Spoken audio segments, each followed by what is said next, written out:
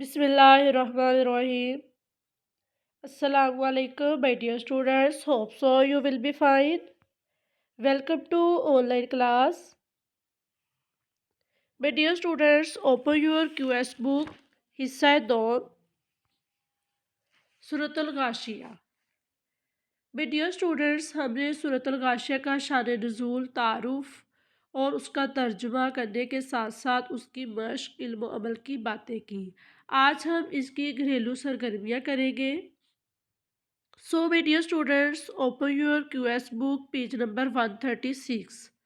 First of all, mention the date and day on page number 136. घरेलू सरगर्मी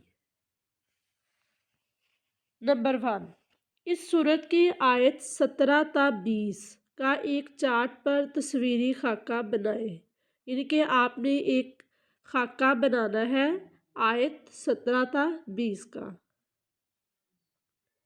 number 2, क़यामत के लिए कुरान हकीम में इस्तेमाल किए गए नामों में से कोई 5 नाम तलाश करके लिखें।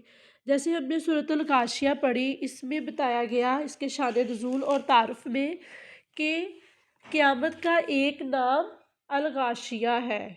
गाशिया का क्या मतलब है आप रीड कर चुके हैं।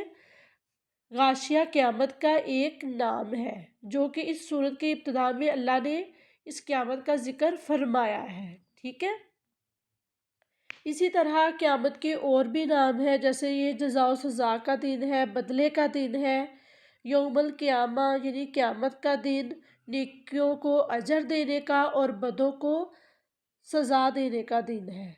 इसी तरह आपने 5 नाम तलाश करके लिखने हैं। नंबर 3, हम जमात साथियों को कौन कौन सी अच्छी बातें बता सकते हैं, तहरीर करें।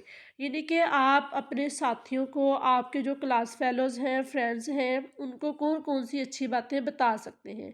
फॉर एग्ज़ाम्पल, किसी गरीब की मदद करना, अगर कोई बीमार है उसकी तीमारदारी करना, अगर आपको रास्ते में कोई ज़रर रसा यानी कि जिससे किसी को तकलीफ़ पहुँचे वो चीज़ नज़र आए, कोई लकड़ी वगैरह या कोई ईंट वगैरह आपको उससे रास्ते से हटा देना, ये भी तो किसी की मदद करना है ना, अच्छी बात है एक।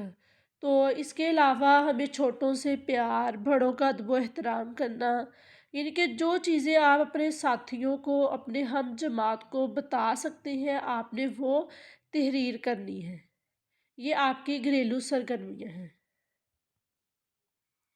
होम असाइनमेंट, सूरत अल-गाशिया सरगर्मियाँ मुकम्मल करें।